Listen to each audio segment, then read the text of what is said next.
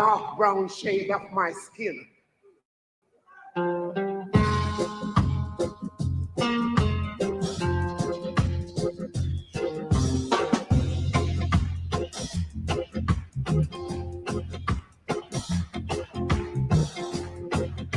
Dark brown shade of my skin.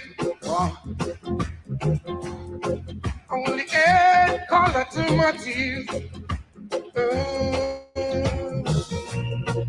The blush against my other bone. Like a crashes my soul. Oh, oh, oh. Looking back over my bad dreams that I once knew. Wondering why my dreams never came true. Somebody tell me, what can I do? Oh, oh, oh. Something is holding me back. Oh, is it because I'm black?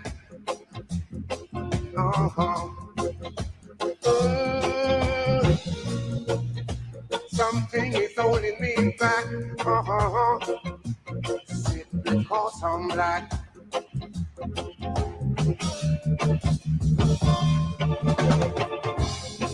In this world of no pity, I was raised in the ghetto of the city.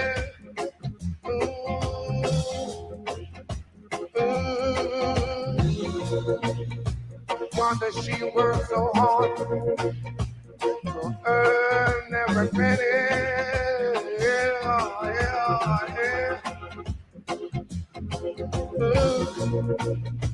Something is holding me back. Simply because I'm black. I wanna know. Something is holding me back. Is it because I'm black? Yeah.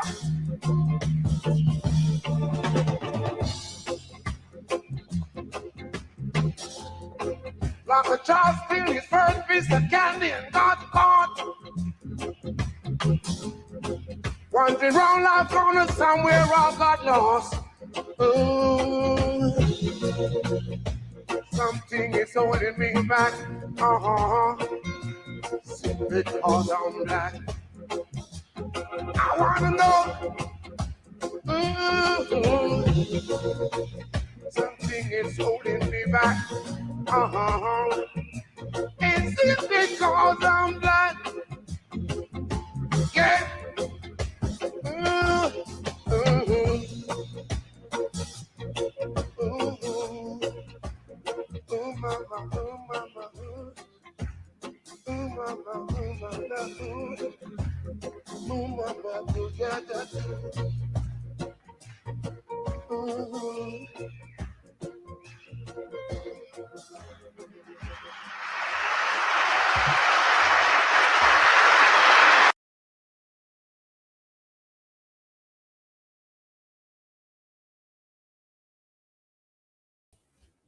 What is good, my people? We are live back again with another live broadcast on the forecast. What's going on? Shouts out to my brother Anthony in the building. What's going on, my brother? I appreciate it. Erica, shouts out to Erica. I appreciate you for coming through. Yeah, man. I guess I wasn't even going to go live or whatever, and then I was going to talk about something else on some like just on some whatever stuff, that a conversation that we need to have amongst us as like um it's something totally different than anything, it's just my own stuff. But I was like, man, I ain't gonna do that, but I still had to come on here to at least get some energy out, right? So I ain't gonna go into nothing like too crazy, right? I just want to come on here and just show you something real quick, and so I'm gonna just and I want to start by doing this, let's start with like, prayer first. Like with these black preachers, praying for Trump and stuff like that, We pray for you. Yes, please. Father God, this place is holy. So whatever we've done it on holy ground. What's up, Major? We ask you to take care of this leader. Yes, Lord. Lord, bless him. Strengthen him. Let him ignore the foolishness that comes from the foolish. Give ear to those who are wise through experience. Yes. Give him strength, give him wisdom. Let him trust you to bring him this far. To leave him now. Yes. Let us worship what we believe, and let what we believe be true. Keep the President of the United States whole. Yes. Yes, Lord. Guide him, protect him, and lead him. And when he wakes up on the 6th of November and declares victory, let him know God did it because God wanted it. Yes. In Jesus' name and the name of all those who come before us, let us pray. Amen. Amen. Amen. Amen. Yo, what's up, Oni? Yeah, so I had to start it off with a prayer, you know what I'm saying?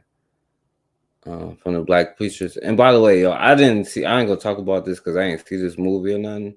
But I know like they real hot about that movie, the Book of Clarence, because they depicted like, all of those people as black people in that movie. I haven't seen it or nothing like that. And then of course there's a lot of black people even mad. So I ain't of the Christian caucasity of rewriting and renegotiating history.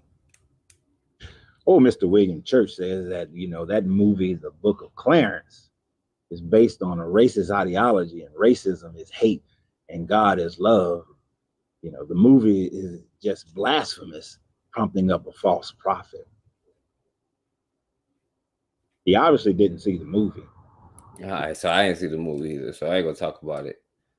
But of course, I know you've seen your boy. Well, I know, like, Gino Jennings. He was like mad about it. Hollywood have taken over the churches. Hollywood have taken over religion. That's right. So-called church is not safe. Synagogues is not safe. Amen. Mosques is not safe. Amen. Hollywood is imitating all of them. That's right. That's right. And Hollywood is making mockery of God's word. Oh, yes. Somebody wrote me in. All right, so that's not the point, I just found that funny, interesting. But I don't know if y'all seen what was going on with Gino Jennings and like all of these black preachers and because that's a whole nother conversation, right? But I don't know. Congress of Ministers invites Gino Jennings to a meeting. This meeting is aimed at settling his differences with T.E. Jakes. The Black Caucus of Ministers wrote me 3 letters. They wanted to make sure I get it, so they sent 3 big letters to the church with about 3 or 4 pages of a petition signed by so many preachers I ain't in the watched country it either. to mediate, to have a meeting. Want to mediate between me and Jake the Snake. Now I'm gonna use this time. If they're serious about coming to the table, right, I'm gonna use this time, bring our ministers, some of our brothers, and we're gonna strike this out with scripture. That's right. All right, but yeah, that none of this has anything to do with anything. I was just, But let me show you this, right? Because I don't know if y'all seen all of that, but like with your boy Tim Scott and stuff like that, and they was like, yeah, they getting him to like reach out to the black voters and stuff like that. And this just because like, I know people like you can't really like run from like one plantation to another and it still be all good. But you back. So I noted the other night, you tweeted this. Why isn't he surprised? Illegal immigrants equals new voters equals appeasement to his base, that this was the plan the whole time, and all of the above. And you say the administration should get an F. Seemed to me you were ready to jump back into the debate. Tell us what you're thinking on immigration now. Well, there's no doubt, the whole impeachment process of Mayorkas seems to be important, but the best way to get rid of Mayorkas is to fire Joe Biden. The fact of the matter is 10 million illegal immigrants will enter this country by the time we have the election this year. Let's skip to the part where he of making sure that they replace any voters that they have lost. And minority voters, particularly African-American men, are tired and fed up with the lack of progress from the Democrat Party, and they're looking for a different solution. Thank God Almighty, they're now looking at the Party of Freedom, the great opportunity party. Some Republicans want to give this aid to Ukraine. Other Republican senators are saying, hang on, we got to get something for it. People like Rick Scott I mean, you can understand that, can't you? If you want to get a guarantee on the border deal, then you want to tie the hands if you're going to go ahead and pass it. Well, think about this. I mean, so many of the deals that we're looking at requires us to help secure the border in Israel. That's a good thing. Ukraine's border, good thing. How about our border? Do Americans not deserve to have a border that is secure? So like, no matter what side it's in, that your money's going to Israel, is going to Ukraine. You know what I'm saying? Let's make sure that whatever passes through. But, and then speaking of this, I was just like, because then the Mexican president is now like saying, America owes them, and they was like, yeah, if you want to help, it's going to cost you like 20 billion, and you got to give the immigrants there like 10 billion and like something about work something or something like that, Now to some news across Texas. In the ongoing negotiations to control the southern border, Mexico has requested some concessions from the U.S. in return for the cooperation, but some Texas lawmakers are pushing back. Mexican President López Obrador called on the U.S. to provide $20 billion of aid for Latin American countries. He argues this will address the poverty and instability fueling migration. But Texas Senator John Cornyn called that a ransom. He's also pushing back on the White House's request for more money to process asylum claims. And here's what he said on the Senate floor Tuesday afternoon. Large portions of the bill, especially those related to the border, would actually make the problem worse. So the Senate cannot and will not rubber stamp the president's supplemental funding request. There's no chance. In a statement, a White House official tells us they encourage Congress to pass their legislation that would provide a path to citizenship for people who lived and worked in the U.S. for years. They are still negotiating with Congress, but Now, see, what they don't tell you is like, all of the Ukrainians and like, no matter who it is, but they just like kind of highlight the Mexicans. Not that there's any different, but I'm just saying,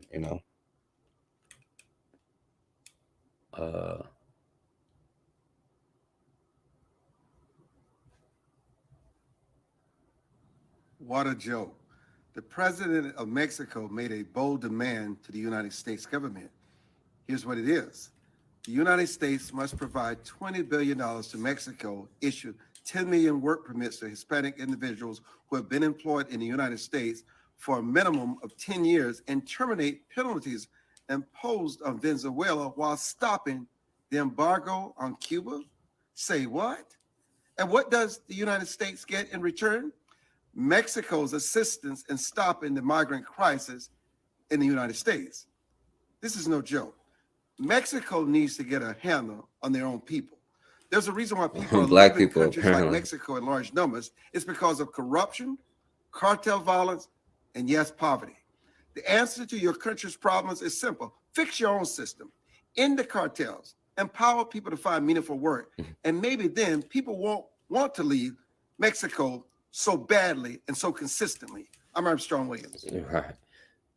It sound like the cartel and the president making demands, Yeah, nobody's listening to Tim Scott, because you remember when he said this, when he was like, America isn't racist and stuff like that.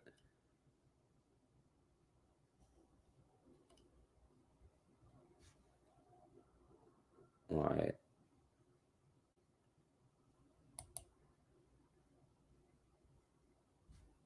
And now it's gonna freeze up.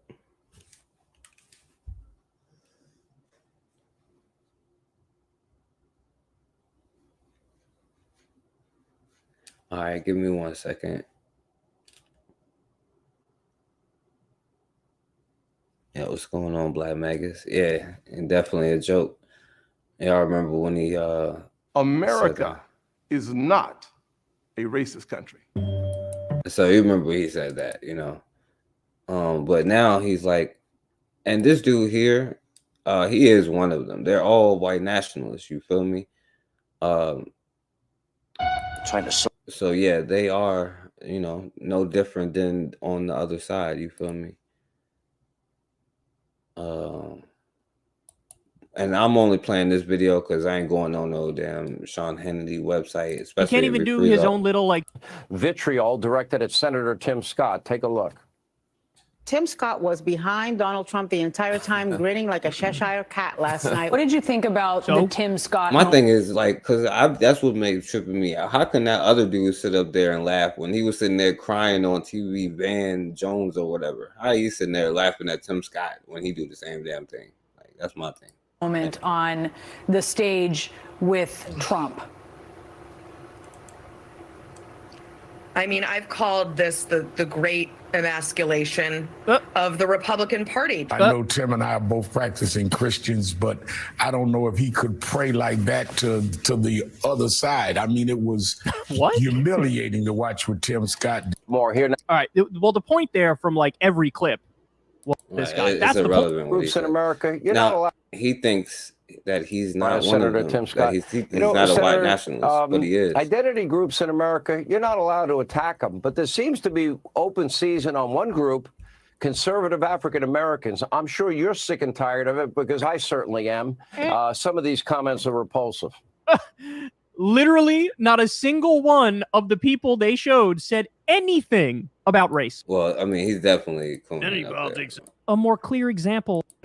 Are liberals. The bigotry that comes from the far radical left. All right, see, this racist in the country. So you remember he said it was no racism and all that stuff. But that'd be the thing about them. Like, they be like, yeah, it's no racism. But then they be like, yeah, they was racist. And they write about they're right about Playing them. game than what I'm witnessing right now. Get ready for it. Absolutely. They're vile and disgusting comments coming from the far left. Sean, the most racist in the country are liberals. The bigotry that comes from the far radical left. It's just normal these days. Why? Because they're trying not just to attack me, but they're trying to make sure that any other minority who will think for themselves and consider the GOP, they want to send a message to every single one of them. Step out of line and we'll attack you too. That level of intimidation doesn't work with me. And to every single African-American, Hispanic, millennial, anybody in the majority. This is him reaching out to y'all, you know what I'm saying, so that y'all can vote for them. Population or minority population, if you believe in conservatism, stand up and be counted. By the way, if you don't get it, like, you know, it's no different on either side. They're both the same thing, you know? If you want to make America the greatest nation on God's green earth, step into the fire because we have to save this nation. We better save it right now because the radical left, they're so afraid of people like me, people like you, Sean, thinking for ourselves, speaking out and speaking the truth, that they will do anything they possibly can to silence the truth. But it doesn't work with me. It's not going to work with us. All right. It's not about Tim Scott or none of that. I was just playing that for a minute. So let me play this one part, right? And I already knew it was going to be the commercial. But I do want to play what this sister was saying. Not that I want to play his video. I tried to find it elsewhere, but, you know, I could not. And really not being able to process why are these people so angry with me? Why are they calling me this? Why wasn't I supposed to ride across the street anyway? Why? Nobody ever talked about that. I think that when I was growing up, Black folks just accepted some things. This is just the way it is. And like I said, even, you know, with the exception of the this really, really poignant thing that my mom said to me at 10, which really, again, is one of those things I will never forget. And it did change my perspective to some degree. And of course, she followed it up with other things. You know, she put me in charm school and, you know, other things like that to try to help me. But yes, I think that if we hadn't been so afraid to talk about that, Black folks were scared. She's just a older sister who's just on, you know, who's just sharing her of her and her family and stuff like that. Yeah, what's going on, Bakari? At white people.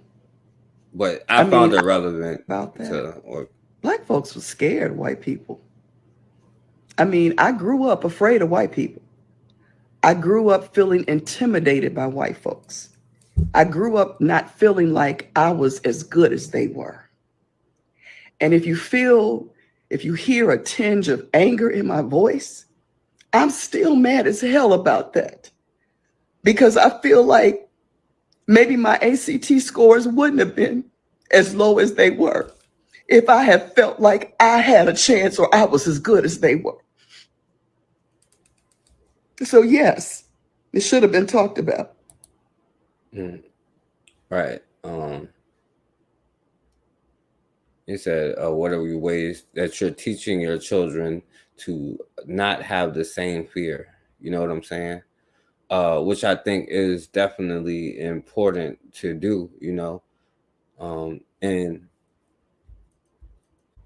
I definitely think that is relevant, you know, because like, yeah, maybe the generation, like the children born tomorrow might have an opportunity if we, you know what I'm saying, got a clue or learned something or, you know, listened to somebody or hell just looked at the truth, you know what I'm saying?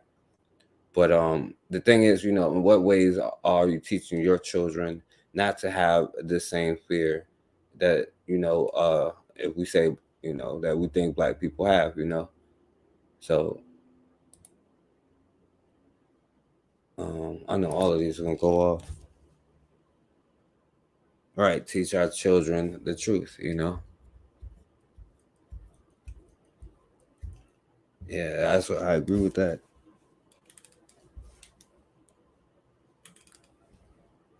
They got like hella commercials on there. All right. You say Now I'm not gonna because like when you be like biased, sometimes you should be like biased, you know what I'm saying? And maybe sometimes you should uplift your own because like it's almost like you have to be like anti-racist to be like so I don't lose this or so I don't have that. I'm gonna be honest with you, you know, like the extreme that I think that it has to go, you know what I'm saying? I know a lot of people wouldn't want that, but I'm like, well, you know, why not? You know, because sometimes I'd be like, that's the only way, you know. That's why I'm like, it is what it is. If it goes down, you know, what are you gonna do? You know, but at the same time, you know, to not take it that far, it's like you have to understand that is a generational thing. Like, and it could be like 1 or 2 generations, like the ones in like elementary school. By the time that they become adults, that mindset will be in them, you know, and how quickly that goes. And they're like planning for the future. But like a lot of times we don't want to do that. We just in the moment, like, yo, we ain't going, whatever. Like we may not, as the people, as individuals, like right now, we may not see it, you know, we may not, you know, but that's irrelevant because it's to like a bigger purpose, you know. What are you talking about? You say it's funny how we justify colonialism and then cry wolf when we're called out for it. I'm not crying wolf. I support colonialism. I support colonization because it's the only way that good countries have ever been made in this world. All the best countries in the world to live in have been colonized. I wouldn't want to live in any of the countries that haven't been. There's no crying wolf. There's no me taking it back. There's no me worrying about what you're going to think of me when I say that. I support colonialism. I support colonization. I live in a country that was literally founded by colonization. I support it 100%. So I don't know who these people are that you're talking to. Now that white liberal dude would think he's saying something different, but he's actually saying the same thing, and they all like white nationalists, you know.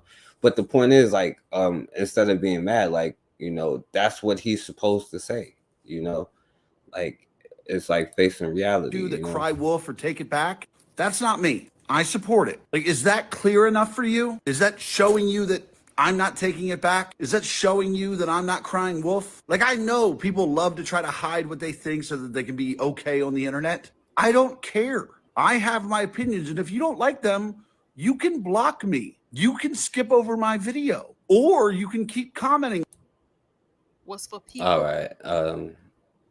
So let me play this one, you know, and I would say, instead of being mad at them, like, look at it from your perspective. You know what I'm saying? Like getting a clue almost, you know.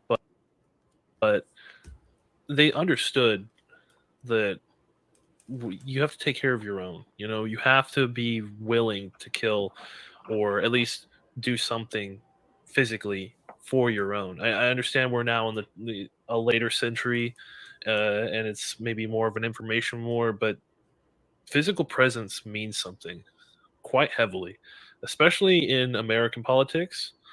When you see these blacks burned down, I mean, they did it in the 60s. They did it, I mean, every race riot ever. And everyone... They talking about when you was kicking their ass every time, like, for like a long time you was kicking it. They know that.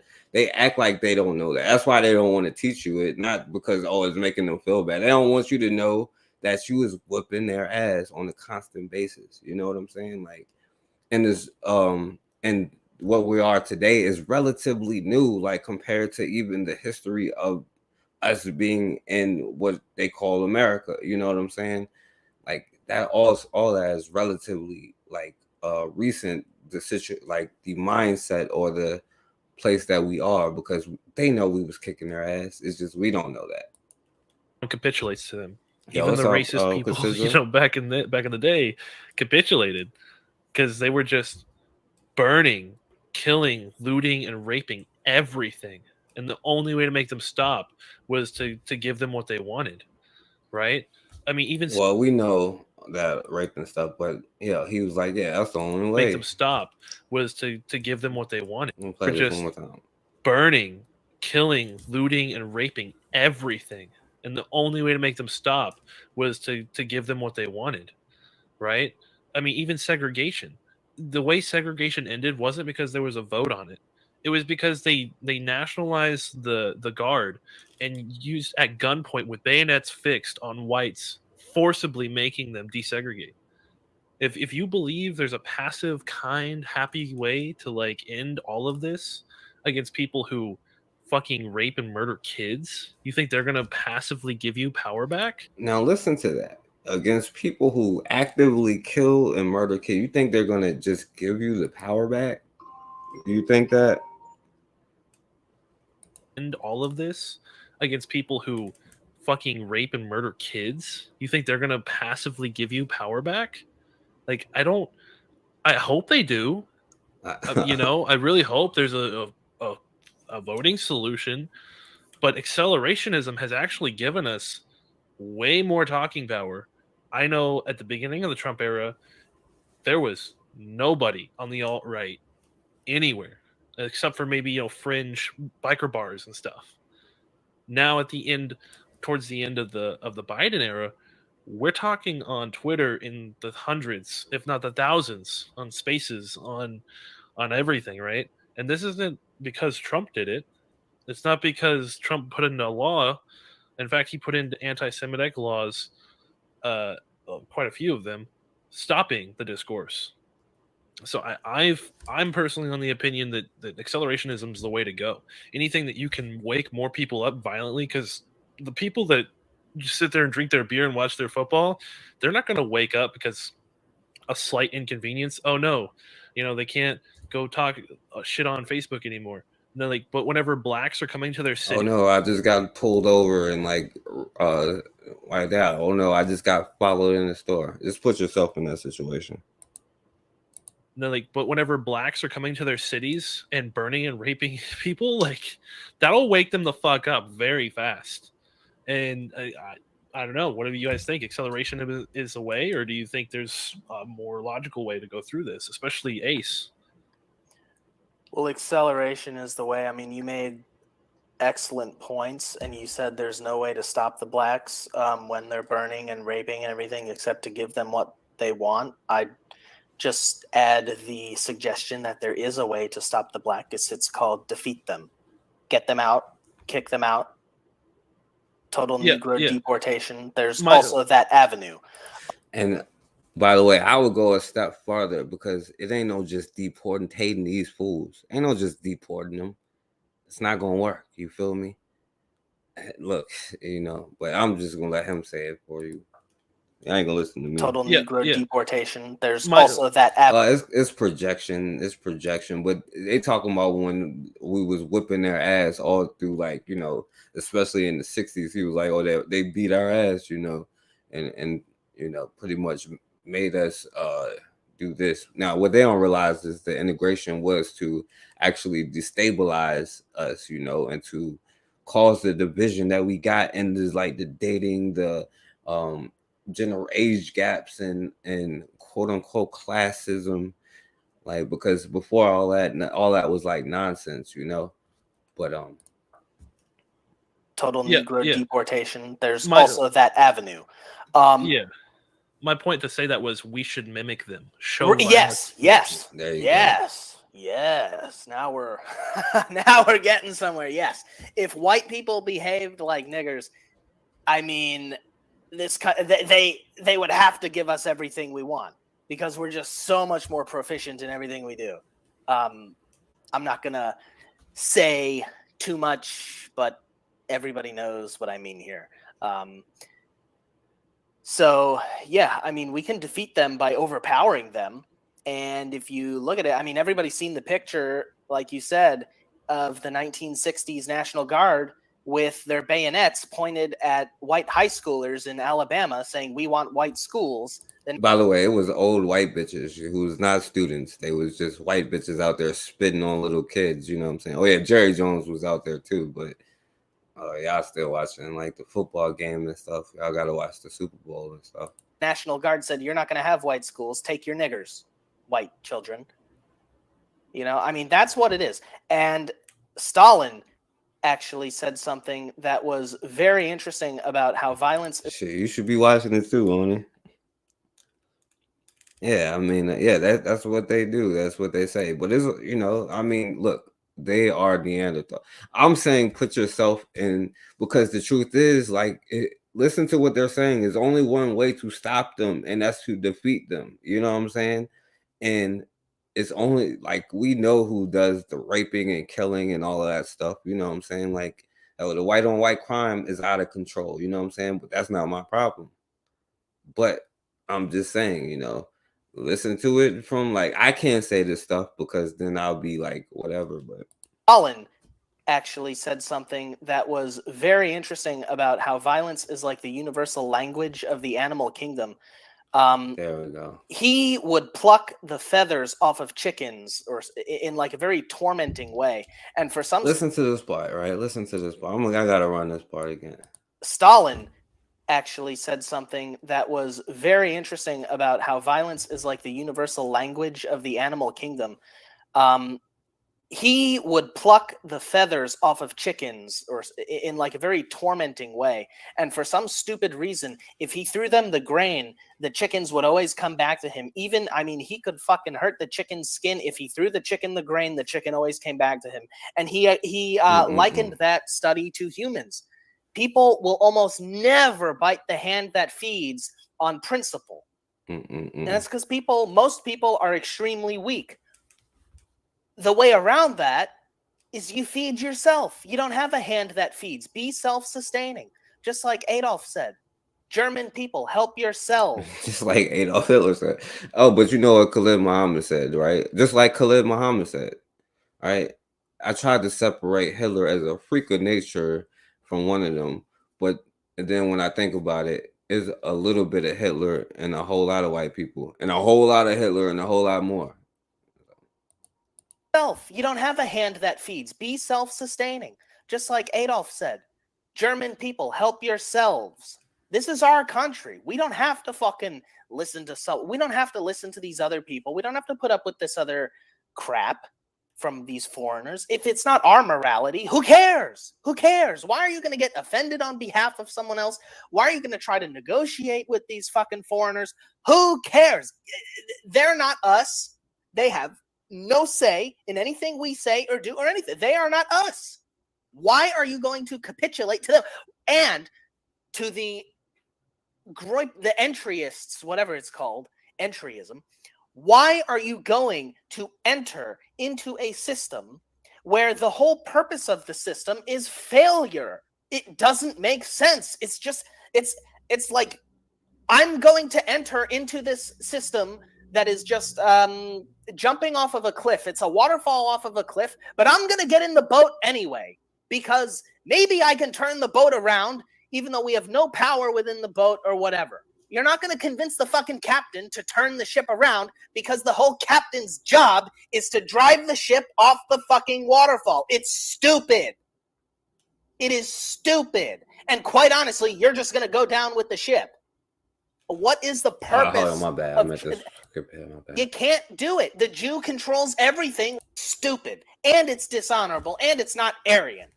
It's, I mean, you say, what? You're going to out-subvert the Jew? You can't do it. The Jew controls everything with their Jeffrey Epstein child sex blackmail. You can't fucking beat them. You're not going to beat them. You can't control people. The Jew can. You fucking idiots. You can only control yourself. The Jew can control agents and other people with their shit, because the devil offers them power and they take the deal, and then they sold their soul to the synagogue of Satan, and the Jew are the agents of As far as I'm concerned, he's one of your neighbors. Satan. You know? The Jews are the brokers of that power on earth. So why are you going to try to join them? It's God. It is so frustrating to hear this bullshit from deceived. All right, so, excuse the Neanderthal language, you know how these savages do. But I'm just saying, if you look at that from your own angle, you know what I'm saying? And how do you not be controlled by to control your own food? Oh, well, you can't talk to them peacefully. Sometimes they have to, that is obvious. There isn't, because no matter where you go on this planet, they are going to come. I don't care where you go. They are going to come, and you have to be prepared. And at some point that's why I'm almost even if whatever happens, it's whatever, because we ain't even close to understanding that. But at the end of the day, that's just the psychopathic behavior. Yeah, they big mad, but you know how it goes. They can't reproduce, and the lack of testosterone, and the Greek culture and the history of white on white violence, and they had to kill each other to eat and stuff like that. Yeah, consider it. And this is the point, right? Because I want to play this. We have been so indoctrinated to be against guns for black people, but I guarantee you most white people got guns all through their shit. Oh, hell yeah. So why is it that we can't have that same thing? Why is it a mentality that we have to be looking at guns and stuff like that in a bad light? Yeah. If we looked at like everybody else looked at these weapons as tools. Yeah, and if more of us people had them, when they're now a handgun can't do shit against a rifle unless you got a good clear shot or angle or whatever, something like that, especially for its distance you can't. But what I'm saying is, do something. All of these mass shootings that's going on, had there been someone else there with at least a handgun, could have stopped and slowed some of that shit down. Hey man, not just a hand, you can have fucking throwing stars or something. Motherfuckers don't even have nunchucks. Bro, he would have. All right, let me see. And this is just another one that just was like a couple of weeks Shop ago, you owners know, are reporting a surge like a in month demand ago. from first-time gun owners, a number of whom are black women, a group not typically associated with gun culture. NBC's Tremaine Lee has more about the new face of gun ownership. That's right. It's been a pretty tumultuous year when it comes to the economy, our politics, and in some parts of the country, a feeling that crime is rising or violence is hitting closer to home, especially for some black folks. And that feeling of not feeling safe has led some to take matters into their own hands. Literally. I went down to South Jersey and Philadelphia to meet with some of these folks.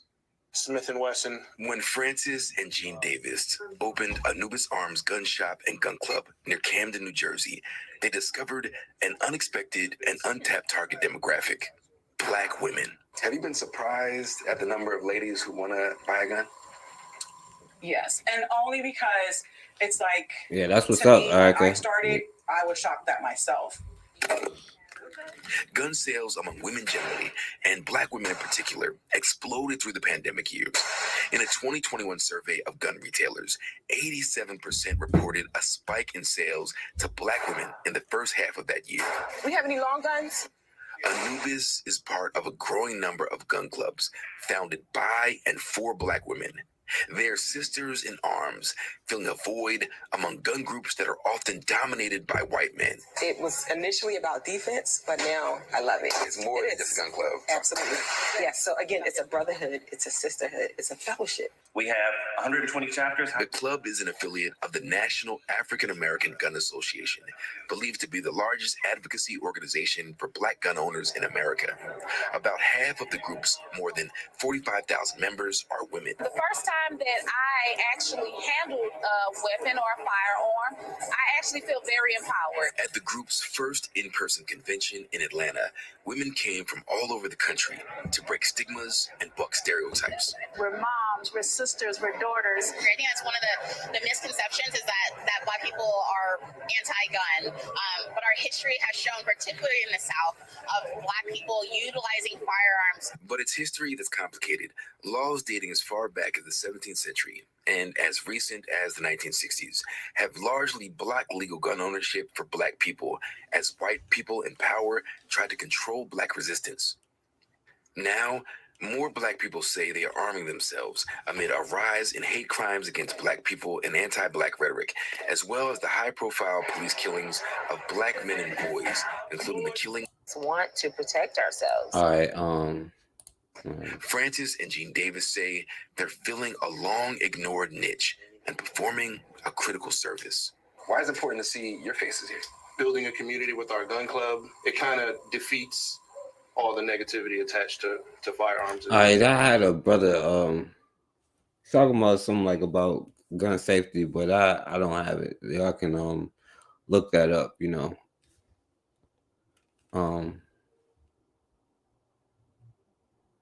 Oh yeah, y'all, this was funny, right? So the black kids made them white kids smacked them and made them say Black Lives Matter. Department said an officer responded to Kenwood Elementary School just before 10:20 a.m. on Monday in reference to an incident that happened on Friday. When the officer arrived, he spoke with the school's principal, Evan Hunsicker, who said an incident occurred on the playground on Friday during recess. Forced them to say a group of black students gathered several white students in the playground and forced them to say Black Lives Matter against their will, the incident report states. The suspects also allegedly recorded. Smacked them and was like, yo, say Black Lives Matter, fool. But anyway, all right, yo. So I have to play this, and y'all forgive me, you know, because this ain't as the other one. But, you know, this is just for y'all who just think that they are whatever. Like, I have to play this, y'all. I'm sorry, y'all. Forgive me. Yeah, I definitely go hair first. Hair first? Hair first. Do you wash your hair every time? Well, I only take like one shower every 6 days, so. So you start with hair. Start with hair. And then I'll normally do conditioner and then face wash. Then I get out.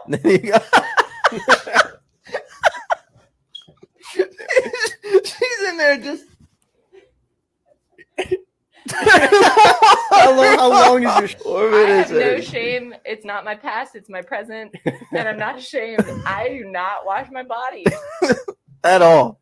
Yeah. It's a waste of time. The soap like runs down you. Sure. Because Like, on you know another, how the soap's like, yo, absolutely. I'm and on the you same just kinda, page. like, run it. I'm not on that train. No, I'm not fully bored, but like I have a ticket. I just don't know if I'm hopping on, you know? Yeah, it's not even funny because they are disgusting anyway, like just because what they were saying is like this disgusting group of fools, you know what I'm saying, like projecting. This is what they do, they're just What did the disgusting. study say about washcloth or no washcloth?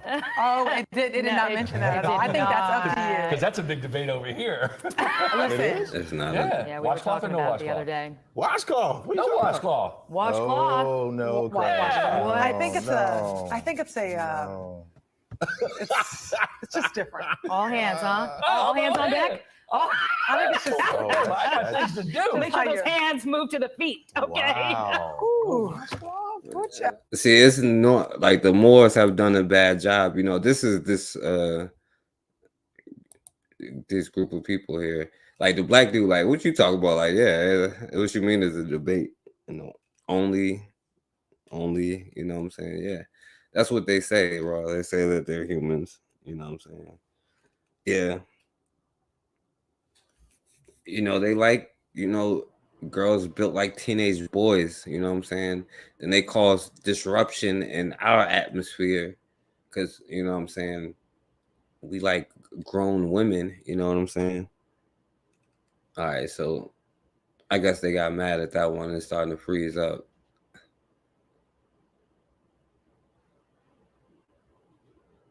I think it's just. I got things to do. Yeah, it's not a debate, but you already know who says this stuff because they be like, oh yeah, it's just a social construct, my ass, you know what I'm saying? All right, I'm almost done, but it is gonna start messing up now. So, and then I want to show you something positive after this, and I'll put the link in the chat.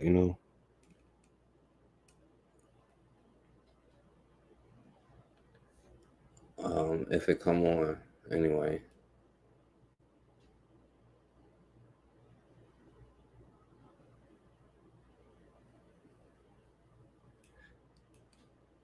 See, now it's acting super crazy. It wasn't messing up at first, but it is what it is.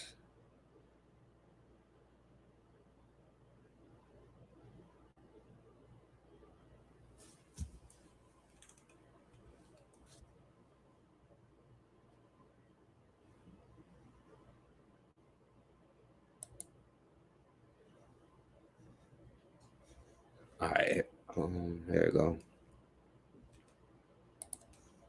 Debate on Twitter right now just makes me roll my eyes about what we wash in the shower. Do you wash your legs? That's what's being debated. A surprising number of people say they skip it. They argue gravity does all the work. Stop. I don't know. Maybe that's not surprising. No. You got to rub to clean, okay? You got to get down there on those legs. Anyway, more than 600,000 people have answered this question online. About 81% say they do take time to scrub their steps. Yes, that's the 80, what did I just say? 81% of the people I want to hang out with. You got to get down in there. Now watch this. I'm just like not worked up about it. I don't know. 19% of people I mean, you're that don't clean their legs. Well, but you're taking a shower regardless. So, I mean, it's not like it's not getting cleaned. I mean, you only got to do it like what, once or twice a week. You might as well wash your whole body, right? Nothing that Once or twice a week. It has to be rubbed. Like if you're not having contact with it's the surface. Like so, you're just gonna spray something on the table and then it's clean. We're gonna move on now. Are you okay? Are you okay T's triggered. T is triggered. Hold on. Are you okay if we move on? Yeah, I'm good. Yeah, you only gotta do it once or twice a week. She like, yeah, I do it once or twice a week, but I don't wash my legs. But yeah, I mean, this is that group of people that say that. That's why like you shouldn't be like triggered, but listen to when they be saying that stuff. But like think about it, like that's what you should. The only way to stop them is to defeat them. You feel me? Sometimes that's just what you got to do. You know what I'm saying? And those of you who say love is love. I want to play this for you. Those of you who be like, love is love. No, I have. We don't use washcloths in Germany. I've never seen one before I moved to the States. To me, or actually lived with you. It doesn't have to do with the States, but I think that it's a black. Yeah, y'all don't use it. Is I don't know if it's a black thing. I know that when I went to white people's houses, they did not have washcloths. I know, and I was like, it is weird to me because I feel like it's not hygienic. But you think it's more hygienic than using your hands? I think that it gets off the dead your skin, hands, yo. and it's also something I'm just used to. Yeah. You know what I mean? I've had a washcloth since I could bathe myself. Yeah. You know what I mean? But you guys just use your hand, which like, I guess that has to work. That's how it was at one point. Yeah. But now you have I got you a loofah. That's how it was at one point. You mean when they was having the dark plague and everybody was like dying of diseases? Yeah. I'm sure it was how that was. I like it now. So she I uses like loofahs, it. and then it gets dead skin. All right, whatever.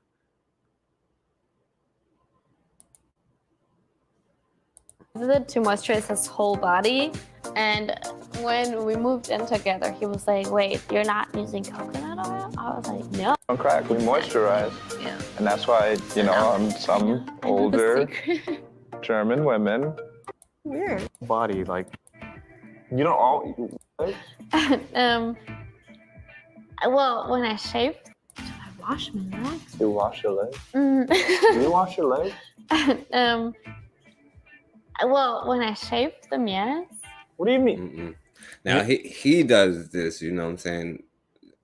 Like, I know love is love. He's surprised, like, yo, wash her legs. What? Like, so you messing with the girl, don't even know that she got like pee stains on her leg. Shave them, yes. What do you mean? You don't wait. You don't always wash your legs? What, you mean like put soap on my legs? Yes. No, because when I What do you mean you don't wash your legs all the time? Wait, when I put soap on my upper body, and then I do this, then like the soap runs over my legs to the bottom of my feet. So do you wash your ankles? No, well, not every day. That's not good. Do you wash your feet every day? I wash my feet every day. Underneath as well? Every single day. Okay. Yo, that's white privilege, huh? We gotta wash all of our stuff. guess. You got soap does it for you. Yeah, black men are still gonna bow down to it, but because when they be like, we the best at everything, we know that there's nonsense. That's why you don't gotta argue or debate with them or nothing like that, because it's just their mentality. Now I want to show you. Yeah, it seemed like it. You know what I'm saying? I don't know. They're just dirty as hell. I want to show you this brother here, though. This brother, and this is for those of you who do have like children and buy toys and stuff. This brother Brandon Gash, he creates toys and stuff like that. I'm not gonna show you because he got like interviews and stuff. But he makes like toys. McAfee Plus. I guess well, he talks like, oh yeah, I'm like proud to be black and stuff like that. Speak to you're someone who appreciates the subject as you're working on it. But this is the brother here. You know what I'm saying? But it's just for those of you who have, children. I want to show somebody positive that if you got to buy toys or something. This is some of the toys that he got. And I think he makes he has like a black Biggie doll, but I think he also makes like toys for like, like you can ask him to make you like a toy for like your children. And this is something he got like the Mars Attacks. I don't know if y'all ever seen Mars Attacks, but this is kind of what he's out there for, because he got made the Biggie toy or the action figure and stuff like that. But he got toys and stuff. And he's like, good at it, you know what I'm saying? So he got, the Creed 3 action figures and, a bunch of stuff on there. So I definitely wanted to show that brother. Before I do that, I'll put the link in there, and then I'll give you a chance to come on while I play the last one for anybody who want to come on there. All right, let me put the link in there real quick. if anybody got something to say, especially about that other video or anything that I showed, you know what I'm saying? Y'all boy Tim Scott or any of them. But, you know, like I said, I don't see a difference in any of them. But if somebody want to come on here, you can definitely come on here. But I ain't gonna be on here long though. No, I didn't buy anything. I just found out about the brother, and then just from what I seen, like I seen that just from what I've seen, he'd be like, I try to do this for the culture and for like black children and stuff like that. Just from, I don't know everything about the brother, so I'm gonna tell y'all now. All right, but it's just a brother who got some action figures, and those of you who have children and want action figures and stuff like that, you can definitely check them out or whatever. So there's a black person who's making toys for y'all. All right, and this is just the last video. I wanted to play something else, but I have to play this for the last video if it come up. All right, here we go. I wish I had a bigger one, but it's just because, I know the white boy said N-word and all that stuff. So if he would have did it in front of a black person. You know what? My wife is more nigger than you are. Big ass nigga.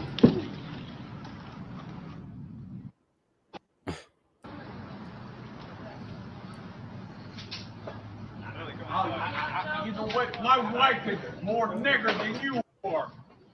Big ass nigga.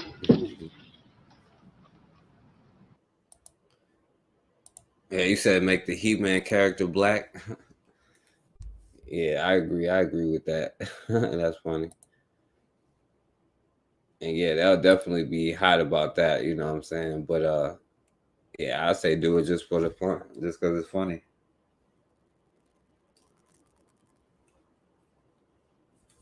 Yeah, man, but at the end of the day, it's about being prepared and stuff like that. And that is really what I want you to know, it's for you to be prepared. And you never know what's going on out here.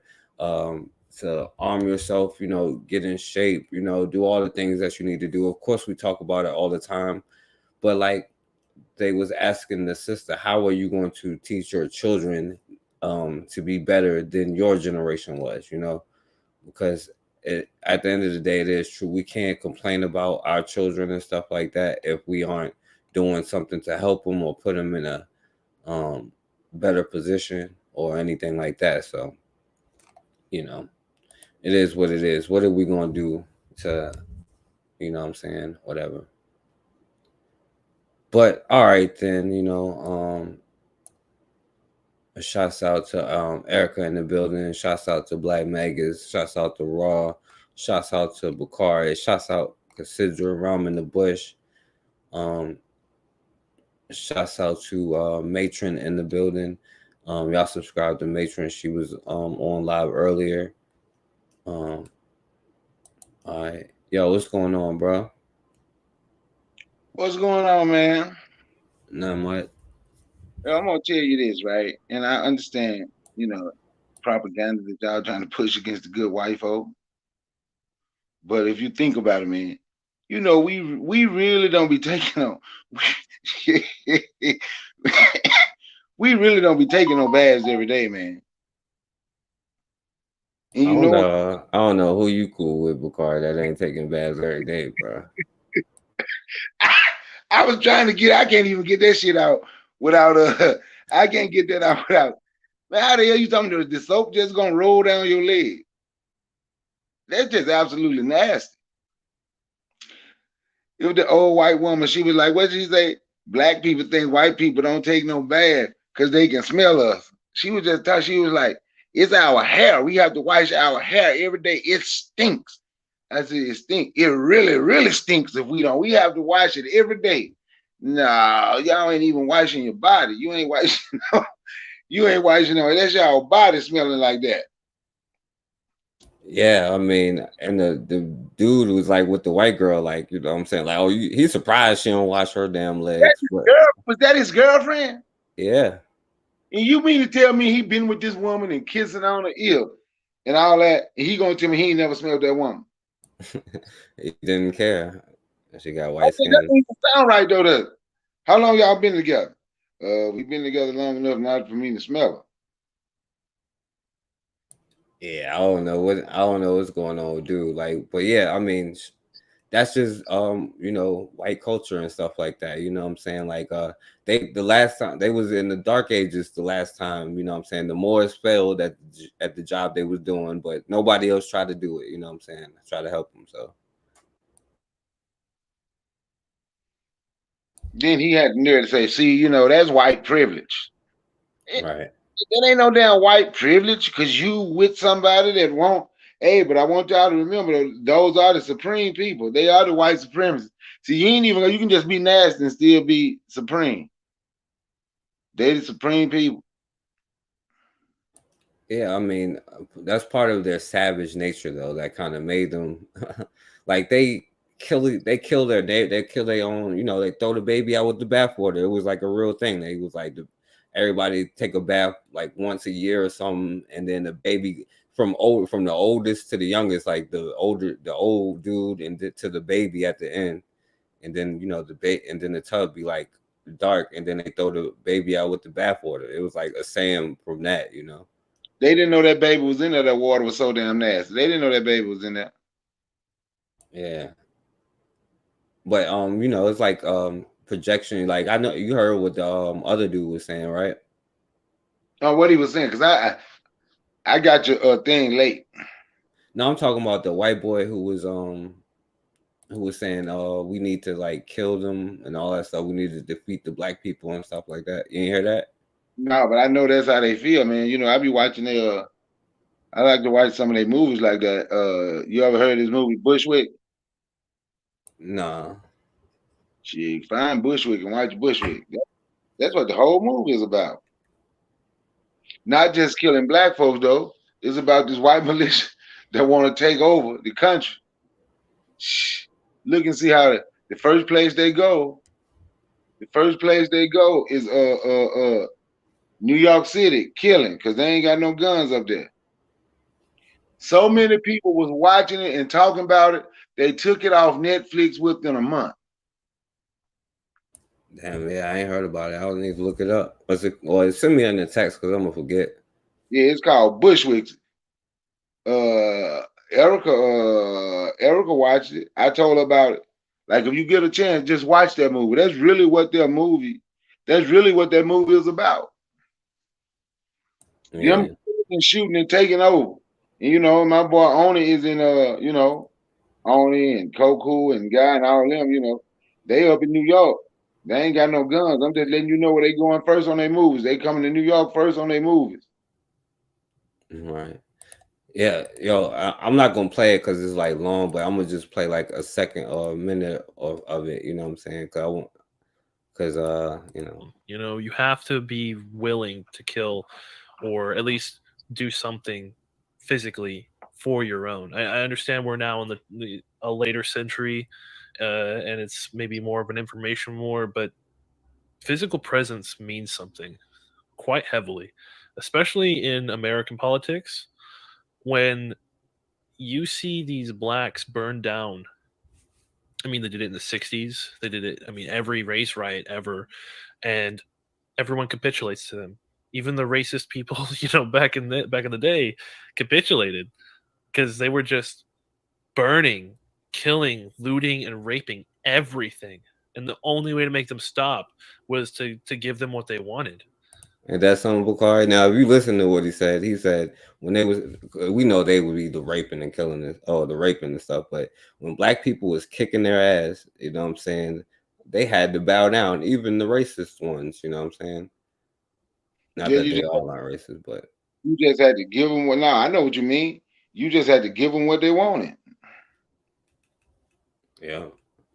But yeah, they going on this rant about how you need to like pretty much, you know, kill us, you know, to win. You know what I'm saying? He was like, the one dude was like, yo, he said the N-word, you know, and taking over and all that stuff. But you know, it is what it is. But at the same time, it's like what was he saying? Like, yo, yeah, it is an information war, but we also have to put work in physically. You know what I'm saying? To actually go out there and do something. You know what I'm saying? So we look at it from our, you know, vantage point. I had to play it because y'all may not believe it if I say it, or it may be too extreme or whatever. But yeah, man. So what you think about that? You know.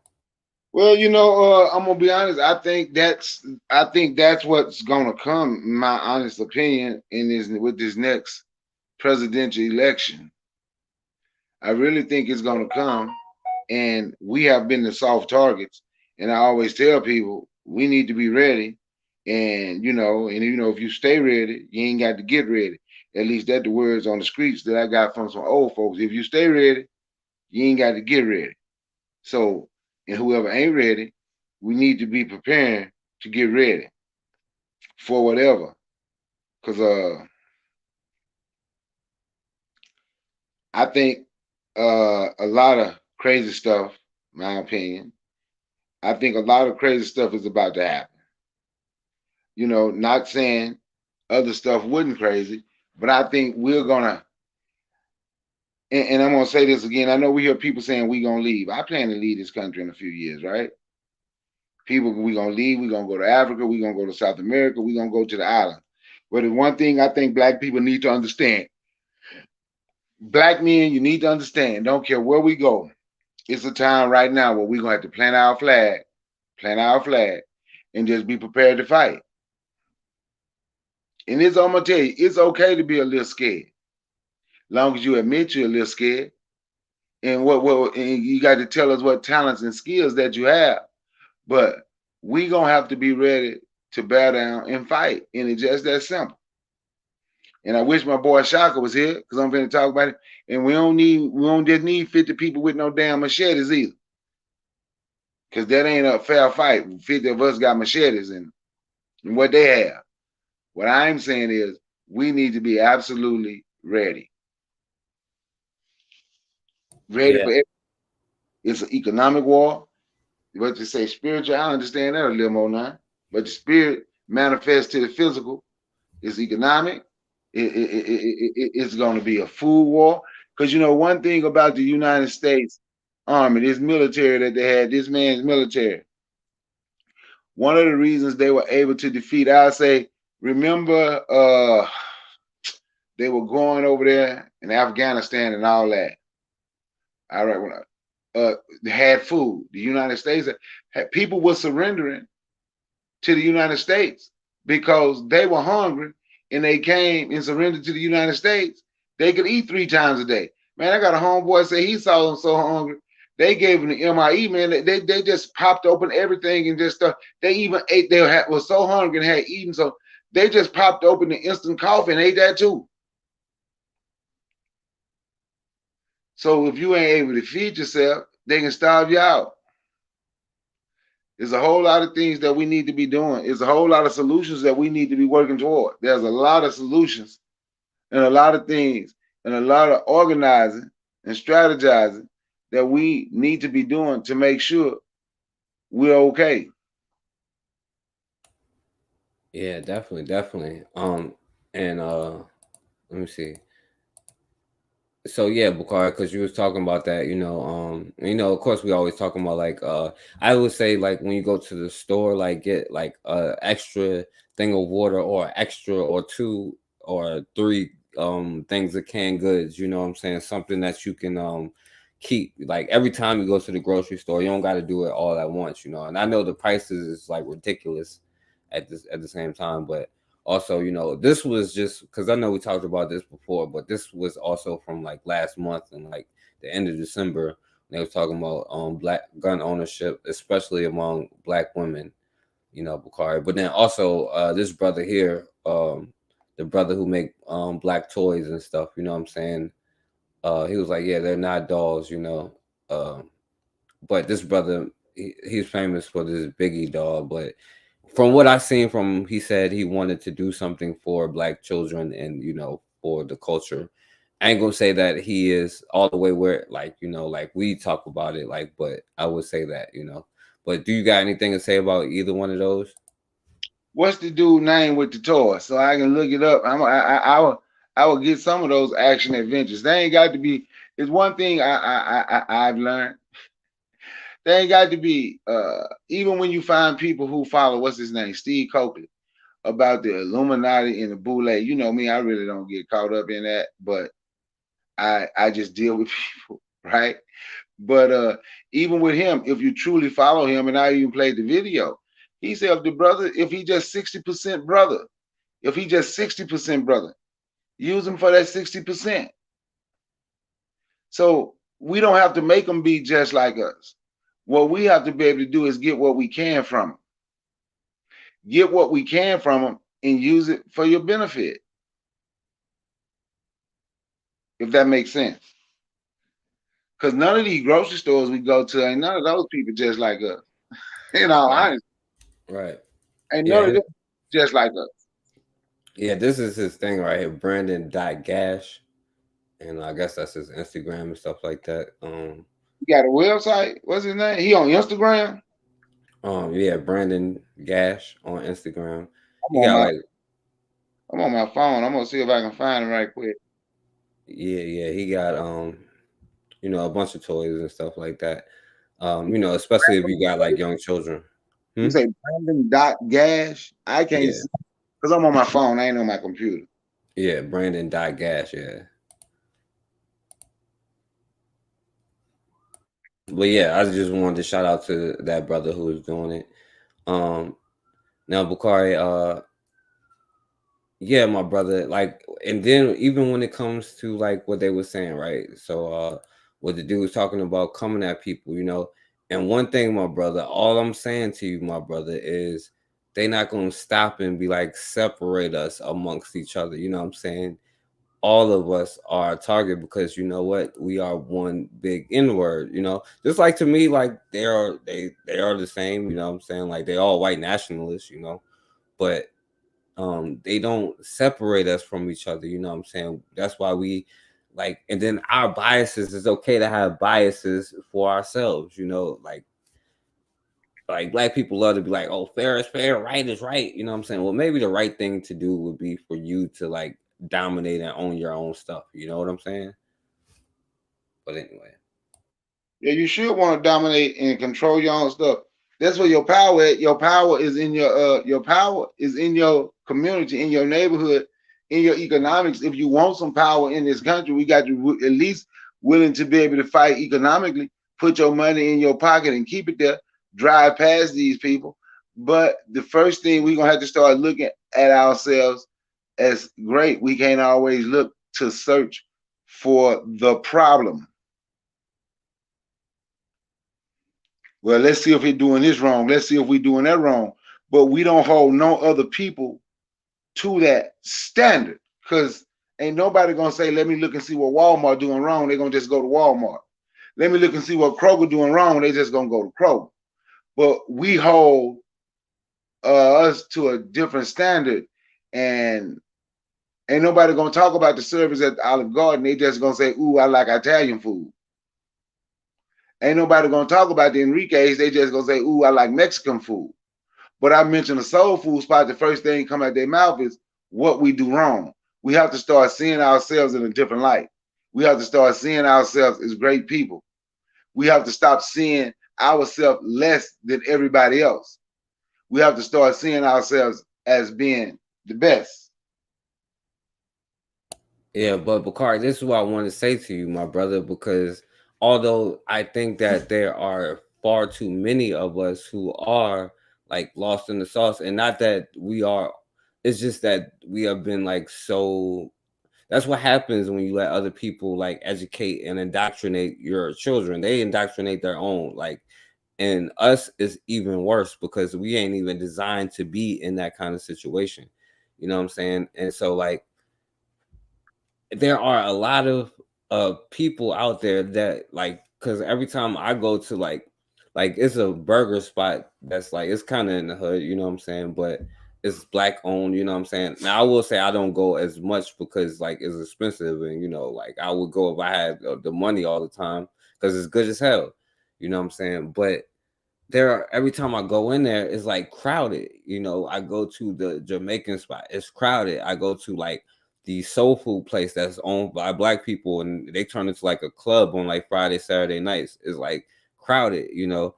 And I do think that there are a lot of people. That's why I'm like, we can't like lose faith or lose hope. You know what I'm saying?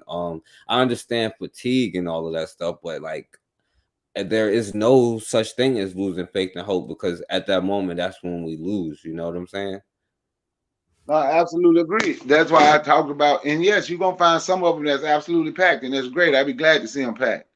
But that's why I say we have to see it in a different light. But I'm gonna tell you, like me being a truck driver, in forecast, when you get out there, you'll see this. I'm gonna tell you what black people can use for an example how you should do things.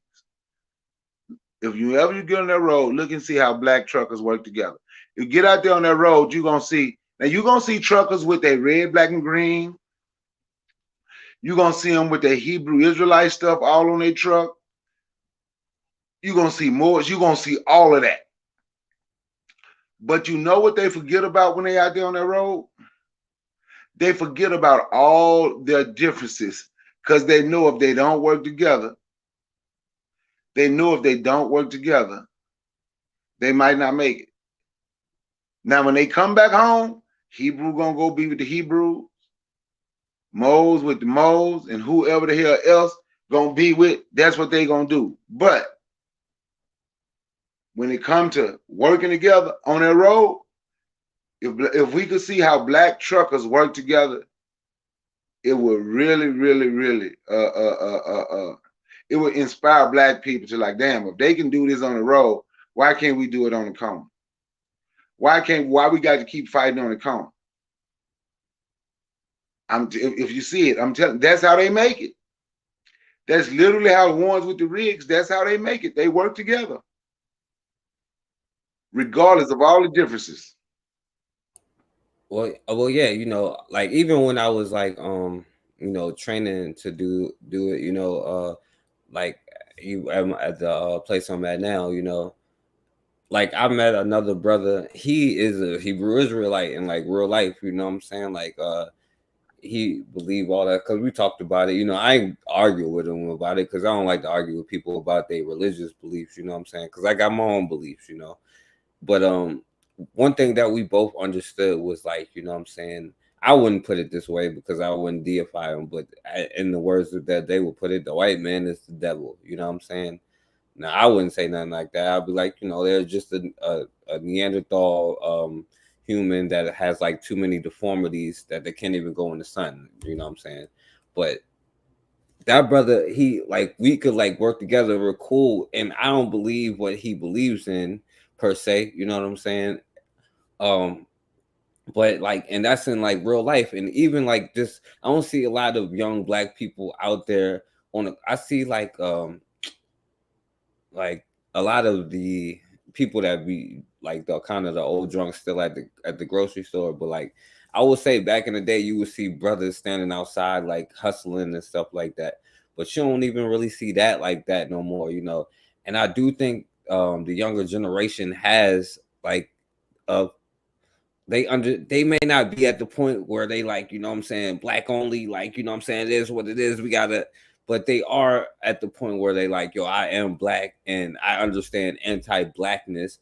Now I think too many of us are still on that people of color stuff, you know what I'm saying? But like, even when I say older generations, I mean like, yo, people like my moms and them, you know what I'm saying, like there's a certain mentality that like they was given, so I can't convince her otherwise, you know. And she's like 60 plus, so that's really what I mean, you know. But I'm saying like the young, like is space in the younger generation to be like, to want to be able, like, even because you asked Matron yesterday, right, about if you think we get reparation. Now I don't think $200,000 is like, yo, that's only for like the Highway Act or something, you know what I'm saying? Like that's all that would cover maybe. But I do think that it would help a whole lot, because the black people out there trying to make schools but don't have the resources. And a lot of the situations that we have is because of the resources. And then a lot of it in like the grocery store, and like you said, the black truck drivers, like a lot of us have our jobs and we like stuck to that. So the black truck drivers have more less excuses to go to the black farms to take it to somebody could make a black. So I do think like even that in that little situation would like be would help, you know what I'm saying, like for the black schools, because that's what we need to do, like put money into the stuff. That's one thing we like struggle with, you know. But yeah, what you want to say? You said that reparations. I'm gonna be honest, it'll be a few people. We'll be in the same position because I'm just being honest, we haven't changed our habits. Other people will still be controlling our neighborhoods because we haven't changed our habits. That's just what I see. You have to change the habit of going to those people. You have to change the habit of giving away your power. And we have to understand that is our power base. So now when you talk about the youth and you say you believe, there's a lot of them, it's some out there that want to learn. But you got to go out there and talk to them and deal with them and got to want to teach them. Because we just sitting back saying you believe that's what they're going to do. If you ain't out there talking to them, you're going to be completely amazed. You'll be completely amazed at how many of them will tell you, F you, I don't want to hear that O-N word. They tell you, they would have, but me being who I am, I'm an old elegant. I got thick skin. I can brush it off. And I talk to people and I talk to the youth, the ones that want to listen and be a part. But it sounds good to say that they are ready, but some of them is just like in any other generation, some of them. But if we don't get out there and teach them, then there's some of them out there that's hungry and want somebody to talk to them. And if we're not out there teaching them, we allow people like Cornel West to get their brains. We allow people like Jesse Lee Peterson or your girlfriend or Candace Owens to get their brains. We sit back and we allow these type of people to get their brains because you don't have a big platform and we are not out there in the streets talking to them. So what they end up doing, they end up following what they hear the most. Just like on here, you're going to find people like the guy that built a museum or whatever, the Museum Comedy Nightclub in LA. He got a bigger platform. That's what people hear, so they run to it. If we don't get out here and try to talk to them, the same thing is going to happen. If we want to see a change and you want to see that fire, you got to go out there and deal with them. And kind of like some of them, you're going to have to stoke the fire in them. You're going to have to stir it up. You ain't going to necessarily be, because just like they're ready to go at somebody else, shit, they'll be ready to go at you too if we ain't out there dealing with them.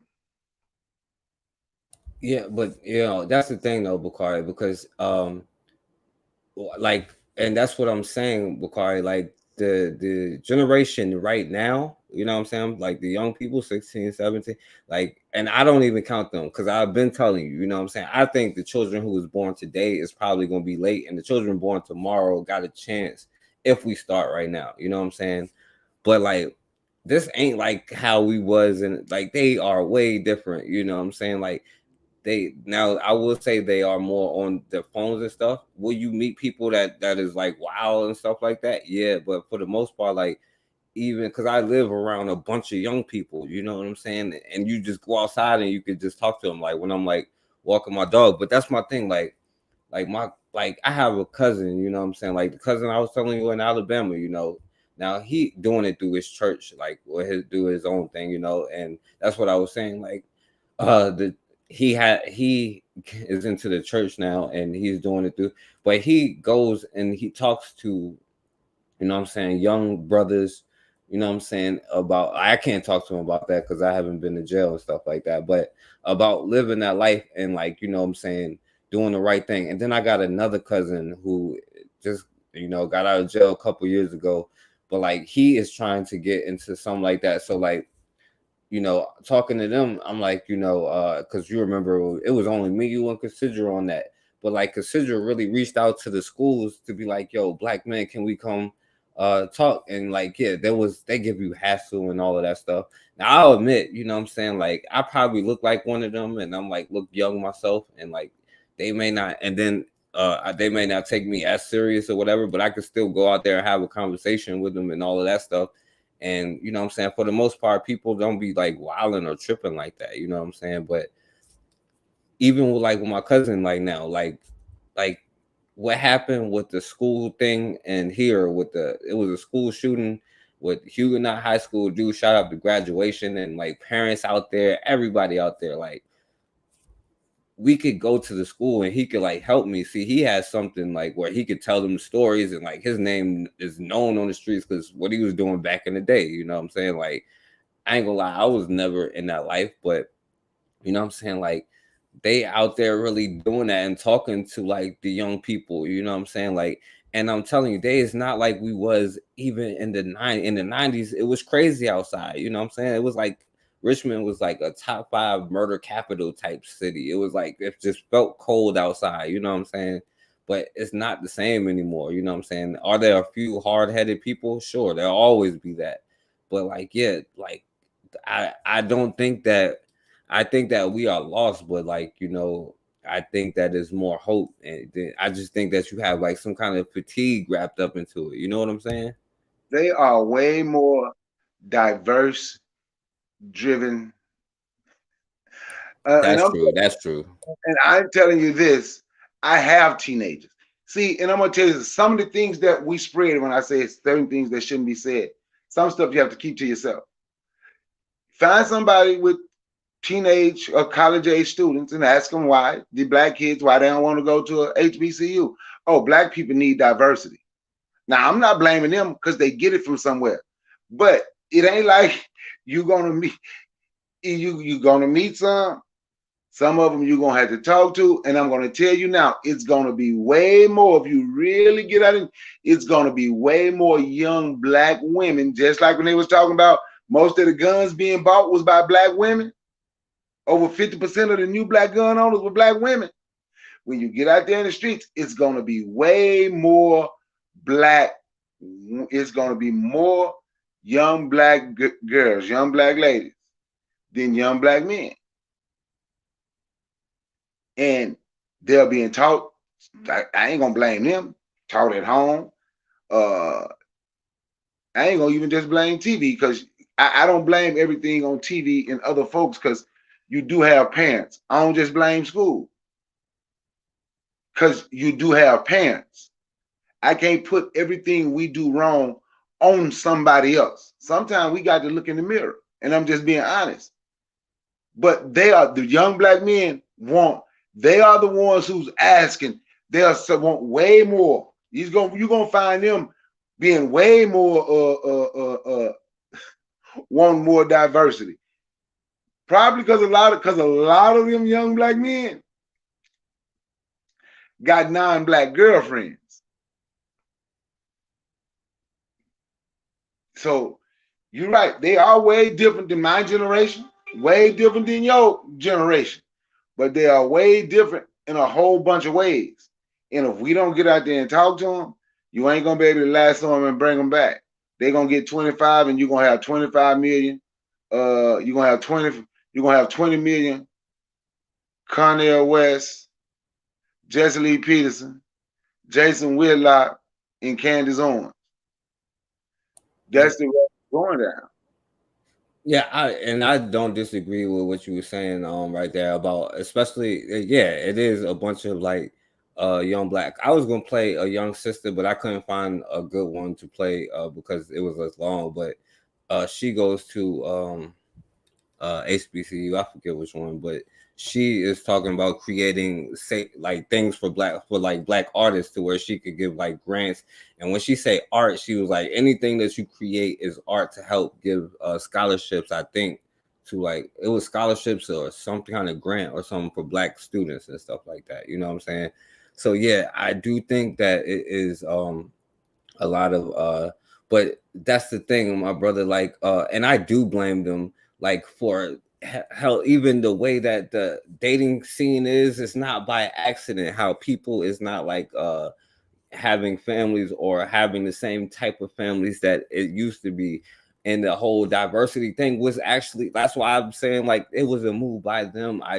And now it's our responsibility. That's what they're supposed to do. You know what I'm saying? That like their job is to like destroy the Black family, you know what I'm saying, from day one. You know what I'm saying? It's our job to make sure that we don't let that happen, and really is our job to destroy everybody else's. But that's a whole nother topic, you know what I'm saying? But like, yeah, a lot of people is on that diversity thing. But what you think happens when we like are in a situation where we sending our children to school, and a lot of the parents just can't stay home with their children because the cost of living is bananas right now. You can't pay for that, so you have to send them to like regular public schools where they don't be taught nothing but get indoctrinated. Like, all of that is by design, you know what I'm saying? Where they have, instead of having the Black teachers that they used to have, now they have white bitches as their teachers now. You know what I'm saying? Like, it's and I agree. I'm not knocking none of that. But then but what's our responsibility though? What's if that's the situation we're in, we have to have a responsibility as well. I'm not taking no blame from them. I'm not saying they didn't do nothing. But what I'm also saying is we have to do, like, we're not teaching and like I said, it's mostly the young Black men, but who want the diversity, right? Who's people complaining now? Oh, these schools cutting out diversity, equity, and inclusion. But it ain't just for education. It's for jobs. It's for jobs as well. And if ain't nobody teaching you at home, and ain't nobody in your family trying to teach you and trying to show you nothing, but the same thing that they're teaching at the school, eventually, and I can say this, and you know how people tell me, man, you almost an anomaly. But I didn't care what they taught me at school. I had people at home to teach me something different. I don't care what they teach my children at school. They got somebody to teach them different. They're going to get to an age, they're going to go through whatever they're going to go through, and eventually they'll come back to their foundation. Hopefully better later than never, but better sooner than later. But if ain't nobody teaching, and if we ain't doing nothing and we ain't showing them anything ourselves, we can't just always say this what they did. We have to be able to relate. So, and when I say that, so then they're gonna come to the point. I don't know. It's a song when I do my show tomorrow. When I do my live, whenever I do it tomorrow, I'm gonna play this song by Lupe, Big Crit featuring Lupe Fiasco, and it's called Lost Generations. And they say we ain't lost this, that be I'm a boss generation. We ain't lost. It's that I'm on that Zan nod off generation. But we ain't lost. I'm on that jumping off the poach generation. And what he said, the generation where he say we on school is lame. Forget school, join a game. FMLK put all the generations together. FMLK, F change. We the only people. See, we don't think people hear us when we doing this and saying all this about people that gave their life for them. So if we can sit on social media and allow the ratchet mulatto like Michi X, yeah, I'm gonna say her name on your panel because I said it on mine. I won't say it no more. But if we can sit back and allow people like that to just crap on MLK, and she got 2,000-3,000 people, regardless of how you feel personally, somebody can crap on a black person who you got a holiday for. People, well, you shouldn't celebrate the holiday, they had to give it to you. Oh my God, they done gave you every damn thing, but whenever it comes to something being black, it's a problem. So then the youth hear these people talking about that. Why would they want to come? See, this Zan nodding off is a generation. The B I'm a boss is a certain generation. And the FMLK is a generation, and the most people I hear talking about that is people around my generation. Martin Luther King didn't do nothing. So now, and all this stuff that came together, and if the youth gonna follow that, and social media is so big, we don't understand whatever we are trying to build. We are helping tear it down, but then look and point the finger and say, look what they're doing to us. That's what I'm talking about when I say we have to accept responsibility for the things that we do, because they're not going to change. We can't change them. We have to change. Right. Yeah, exactly. I agree with you. You know what I'm saying? And I think a part of that is understanding that. But like I said, like, and that's what I'm like, yo, if in the context of like even us being here in this like place, you know what I'm saying, around them, like even that mindset has been short term because we have understood like we are a group of people. And like, and I'm not talking about you or whatever, but I'm saying like even what you say now is like you can't put that on another generation. You would have to put that on our like yourself and myself, because you can't expect the younger generation just to know stuff. You know what I'm saying? Like, and like Cassandra was just saying, you can find a grandmother or older woman to watch your children while you work and you pay them weekly. Now, I watch how like my grandmother, you know what I'm saying, she came to Richmond in the 40s, you know what I'm saying, was born in like where it's cotton still growing, came and made businesses, you know. And then in her 50s, before I was born even, she started a business where she was watching the children, which is a Black middle-class neighborhood. She was watching all of the children and like teaching them stuff and like, you know what I'm saying, all that kind of stuff. But then I see like up to my mom's generation where she's just going to work until retirement age instead of like having a business where she's like watching children.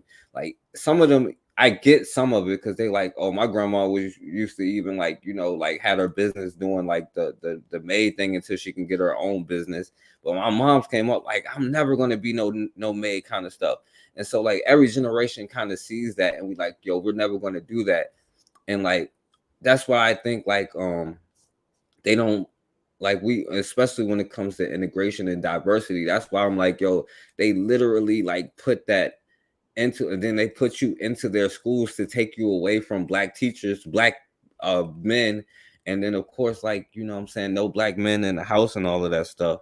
But you know, but yeah, it's just creative. You just have to do it, get it done, you know. But yeah, you want to say something else? No, like I said, I'm not saying you're wrong about that. They did everything they were supposed to do to keep a stronghold, to even keep Black people thinking they're superior. Folks don't like when I say that, but I do have a problem with constantly talking about so-called white supremacy, because I ain't nobody supreme, and it is a definition where it's just a belief. And we said so much till we start to believe it. And I'm saying we as Black people, because I most definitely don't believe it. And I don't definitely even ever refer to that nonsense calling somebody supreme. That's me. But and they did what they're supposed to do. And we can keep pointing out what they did. But when I say, but what are we gonna do? How are we gonna change it? Because we ain't gonna change them. They're gonna keep doing what they're supposed to do. They're gonna keep doing it. They're gonna keep wanting to control you. They're gonna keep wanting all your money. They're gonna keep doing all of that. But what are we gonna do? Like, I'm not asking for a boycott, because a boycott is, I'm gonna stop doing this till you decide to treat me better.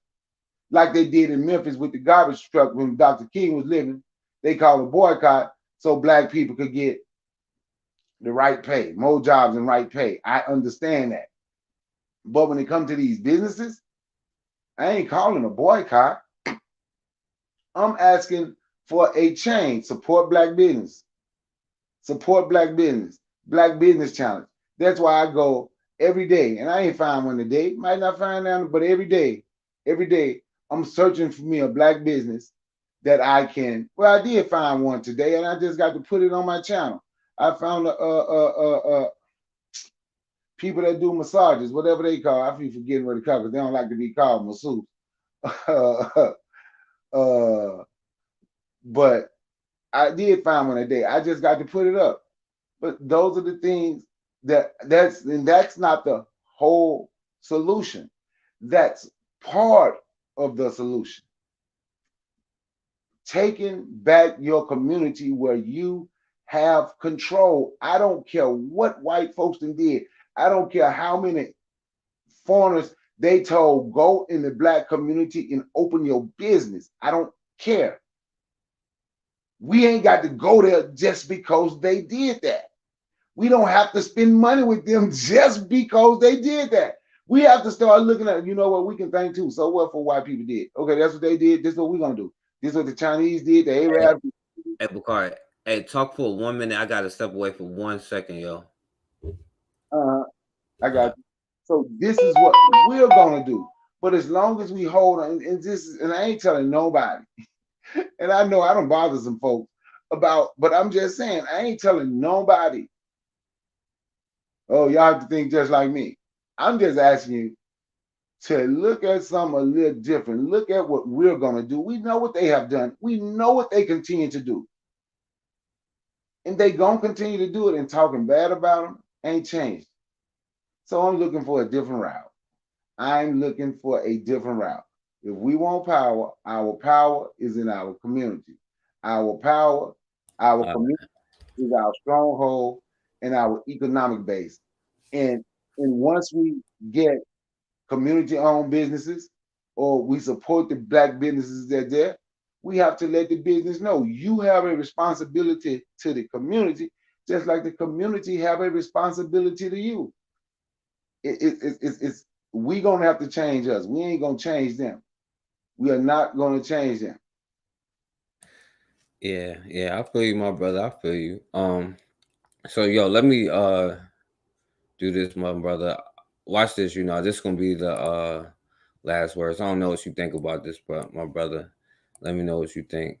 But this is gonna be the last words. Then you get, you know, give your last words. But here we go.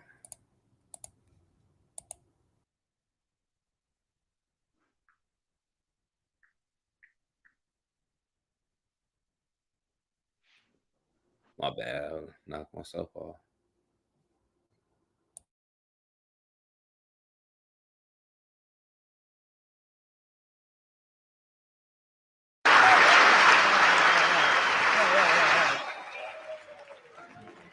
Dark brown shade of my skin.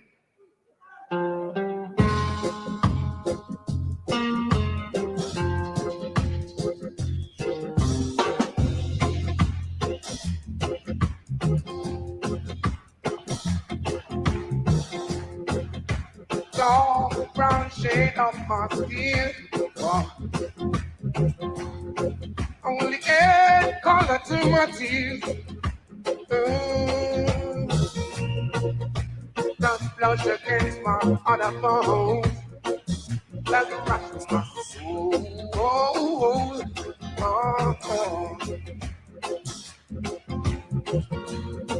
Looking back over my bad dreams that I once knew. Wondering why my dreams never came true. Somebody tell me, what can I do? Oh, oh, oh.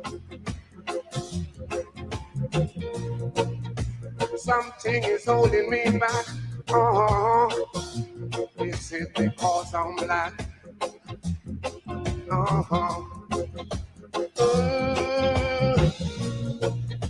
Something is holding me back.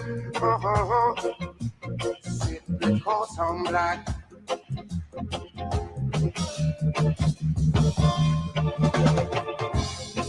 In this world of no pity, I was raised in the ghetto of the city.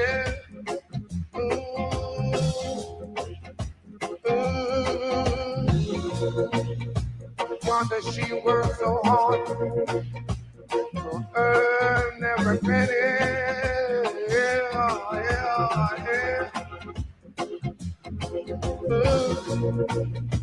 Something is holding me back. Simply because I'm black. I wanna know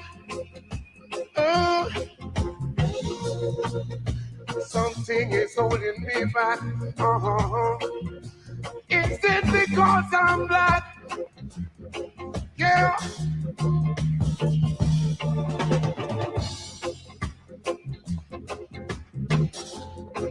Like a child steal his first piece of candy and got caught. Wandering round like corner somewhere I got lost. Something is holding me back. Because I'm black. I wanna know. Something is holding me back. Is it because I'm black? Yeah.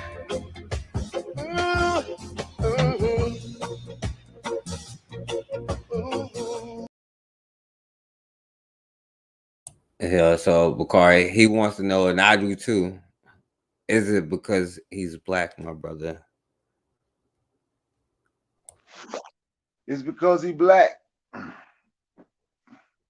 Dealing with them, but it should be because he's black and great when he's dealing with us. If that makes sense. Being black, holding you back, being black is dealing with other folks. So yes, it's because he's black. But when it comes to us, we should be he's great because he's black. If that, you understand what I'm saying? Yeah. What you think about that song? I like the song, even though the music was a little bit louder than his vocals. But I like the song. Okay.